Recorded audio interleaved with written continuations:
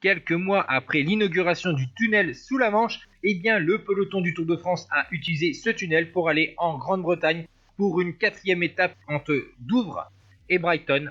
204 km avec quelques reliefs en début et surtout des petites côtes dans le final à Brighton. Au kilomètre 23, un Espagnol, Francisco Cabello, est sorti seul du peloton.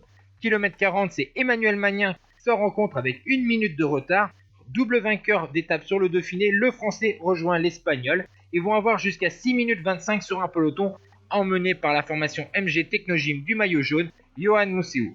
Malheureusement pour le duo, on s'approche du final, l'écart se réduit et au kilomètre 163, Flavio Vanzella, 4e du classement général à 22 secondes, a attaqué avec De Klerk et Hammerling. Ces deux coureurs, De Klerk et Hammerling, vont être distancés par Vanzella, tandis qu'on attaque maintenant, après un premier passage sur la ligne d'arrivée, la dernière côte du parcours, le Brighton Elm Grove, avec des passages à 9%, et c'est là que Cabello va distancer Emmanuel Magnin. Du côté du peloton, on voit Chris Boardman attaquer dans cette même côte, accompagné par Zaina.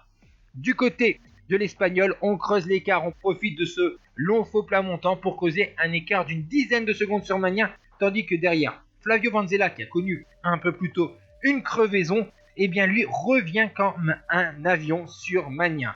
C'est la partie descendante avant de rejoindre Brighton, et Cabello va résister. Il y a encore une vingtaine de secondes d'avance maintenant sur un duo de chasse, Vanzella et Emmanuel Magnin de la formation Castorama.